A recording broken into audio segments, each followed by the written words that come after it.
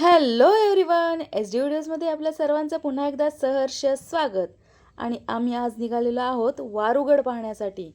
हा गड महाराष्ट्रातील सातारा जिल्ह्यातील मान फलटण तालुक्याच्या सीमेवर स्थित एक ऐतिहासिक गिरिदुर्ग आहे. समुद्र सपाटीपासून सुमारे 3000 फूट उंचीवर असलेला हा किल्ला छत्रपती शिवाजी महाराजांनी विजापूरच्या आक्रमक स्वारांना पायाबंद घालण्यासाठी बांधला होता. ट्रेकिंगसाठी हा एक उत्तम आणि सोपा किल्ला मानला जातो.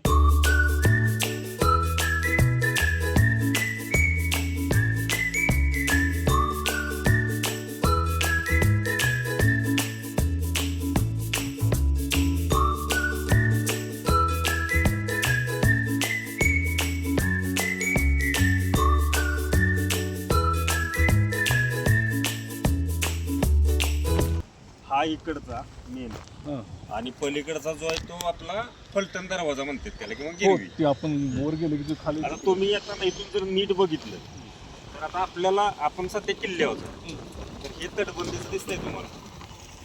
हे पूर्ण अशी स्ट्रीम पूर्णपणे सगळ्या गडाला वेढा म्हणते. ह्या इथं तुम्हाला प्रवेशद्वार त्यावेळी असणार आहे आणि हे आर्क आहे आणि ही पूर्ण तटबंदी अशीच पूर्ण गडाला. आता आपण किल्ल्यावरच आहोत आणि हा जो वर आपण किल्ला समजतो तो किल्ल्यावरचा किल्ला म्हणजे बाले किल्ला. त्या काळात तिथं थोडेसे अवशेष आहेत अजून.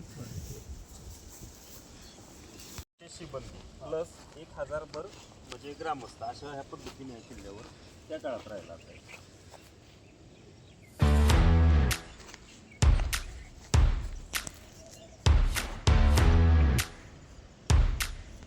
आता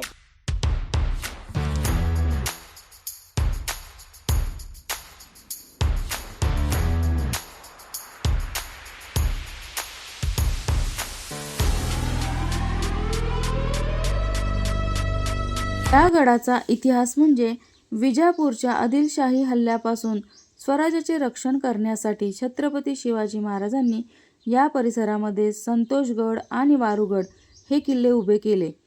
ऐतिहासिक नोंदीनुसार या गडावर 200 पहारेकरी व मोठी शिबंदी तैनात असायची. 1818 मध्ये सातारच्या फडणीस विठ्ठलपंत यांनी हा किल्ला दुसऱ्या बाजीराव पेशव्याच्या सैन्याकडून जिंकून घेतला.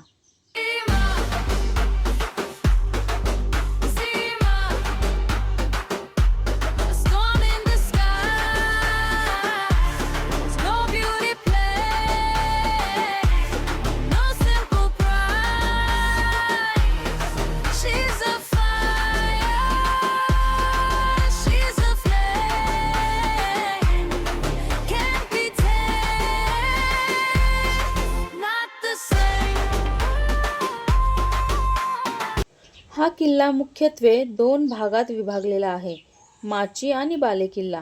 या किल्ल्यावर पाहण्यासारखे ठिकाणं म्हणजे भैरवनाथाचे मंदिर, गोमुखी प्रवेशद्वार आणि पाण्याची टाकी व तलाव. छत्रपती शिवाजी महाराज की जय. गडाची तटबंदी अतिशय मजबूत असून प्रवेशद्वार गोमुखी रचनेचे आहे, जेणेकरून शत्रूवर सहज नियंत्रण मिळवता येईल. गडावर पिण्याच्या पाण्याचे नैसर्गिक स्रोत आणि वर्षभर पाणी उपलब्ध असणारी पाण्याची टाके आहेत.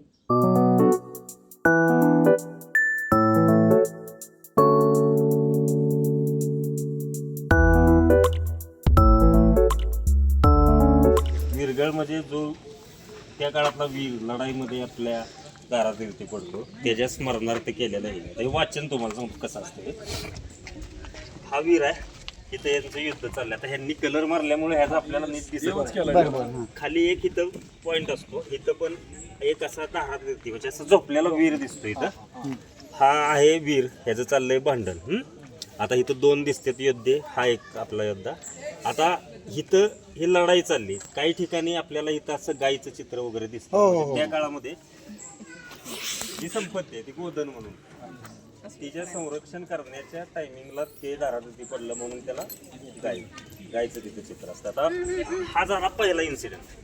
आता दुसरा इन्सिडेंट आहे की हा वीर आहे दारावरती पडलेला इथं. ह्या स्वर्गातल्या 2 अप्सरा त्याला स्वर्गामध्ये नेण्यासाठी आल्या शहीद झाल्यामुळं. तर ह्या 2 आहेत इथं. ज्यावेळी हा योद्धा चांगल्या पोस्टवर आहे तर इथं 4 असतील, 3 असतील, इथं 2 आहेत. पोस्टनुसार वाढतात. हा झाला म्हणजे कैलासाला न्यायला ह्या तुमच्या 2 अप्सरा आल्या. तिथून नंतर हा वीर कैलासात पोहोचलेला आहे. त्याला ह्या कैलासामध्ये ही शिवपिंड आहे. त्या शिवपिंडीची पूजेचा मान करण्याची त्याला इथं संधी मिळालेली आहे. हे बरोबर आहे. हा दिसतोय तुम्हाला तो हा कलश आहे, त्याला स्वर्गारोहण म्हणतात. म्हणजे ह्या योद्ध्याचा प्रवास आता स्वर्गात झाला आहे, त्याला स्वर्ग मिळाला आहे. आणि हे जरी आता हे इंटॅक्ट नाही आहे, इथं तुम्हाला एक चंद्राची आणि एक गोलाची म्हणजे सूर्य ही दोन्ही पण पॉईंट तुम्हाला इथं दिसतात. तर त्याचे काय इथं चंद्र आणि सूर्य जोपर्यंत आहे तोपर्यंत त्याची ख्याती राहणार असे आहे. आता ही झाली वीरगती. ही युद्धात लागलेल्या वीराला वीरगती मिळालेली. ह्याच्यात सारखं एक सतीशिळा असते.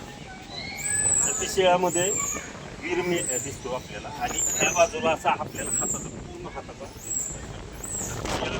आपल्या आसपास कुठं गडाच्या माचीवर भैरवनाथाचे जीर्णोद्धार केलेले प्रशस्त मंदिर आहे, जिथे पर्यटकांच्या राहण्याची सोय होऊ शकते. भैरवनाथ मंदिर परिसरात वानरांची संख्या अधिक पाहायला मिळते.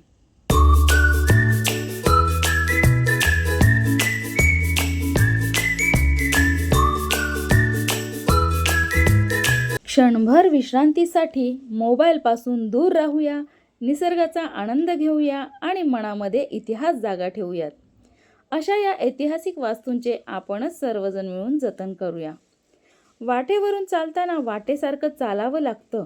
आपण कितीही सरळ असलो तरी वळणावरून वळावंच लागतं. म्हणूनच आयुष्यात आपण फ्लेक्झिबल राहणं गरजेचं आहे. म्हणजे आपल्याला कोणत्याही गोष्टीचा त्रास होत नाही आणि जीवन अगदी सुखकर होते.